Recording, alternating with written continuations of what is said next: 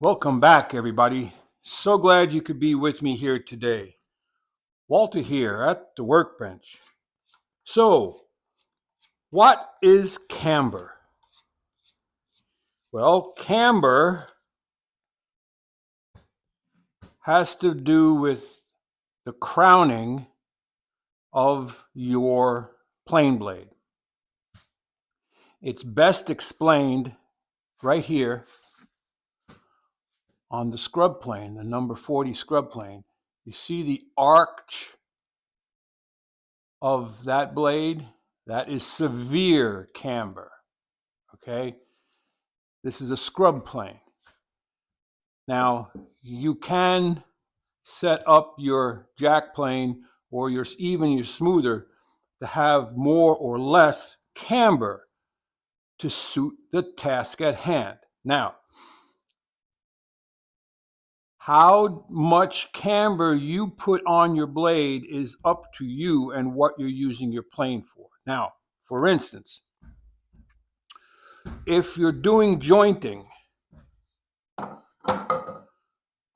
a slight bit of camber will come in handy if you need to adjust your squareness left or right, because it won't be peeling from one side or the other. Okay? You see how we're getting just a partial shaving. So in jointing, you have that as a steering control, and then when you're ready to make your final pass, you go right down the middle where your blade is straight. Okay?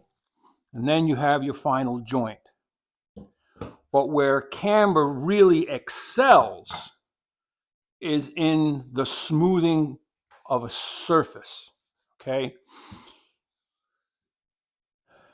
Well, we all know what moose tracks are. That's a great ice cream. But plane tracks are those lines you get in a surface where a sharp 90-degree corner of a plane blade leaves a ridge or a line or a track. If you have a camber on your blade, okay, you see what happens? When you have a camber on your blade, you get feathering left and right, and you don't get plane tracks. Okay? See that surface? Perfectly smooth. So, I hope that helps. If you have any questions about camber, how to do it, there's a lot of ways, but to basically show you, we have a plane blade. When you're sharpening,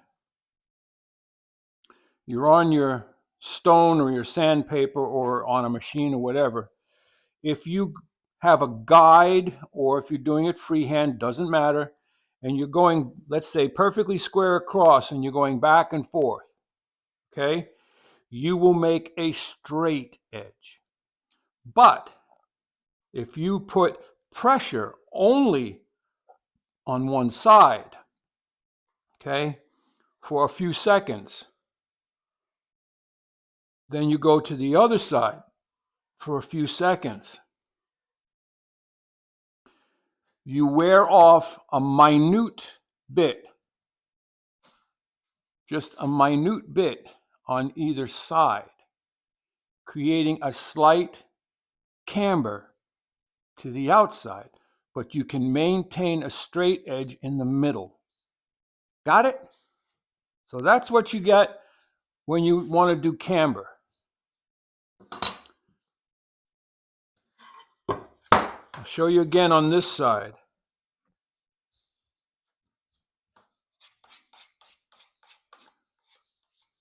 Oh, by the way, when you're making these lines on your boards, lay your pencil down. So you're just hitting the side of the pencil, not the point, because the point will be making scrapings. And they're not fun. So that's about it for today. You see, like right here, we have feathering on one side, but not on the other, because the other is the edge of the board and I'm overhanging the board. But you see that feathering? That's what you want.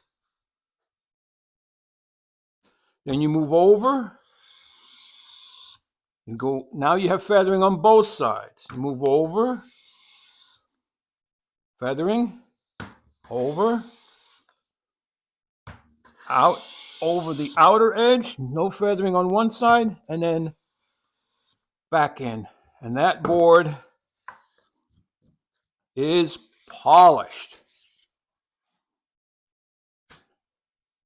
Smooth, smooth, smooth.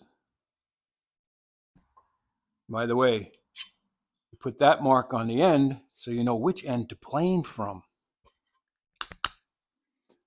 Like, subscribe, and share. Head out to your shop. Put a little camber on your finishing irons. It'll do you good. Walter out.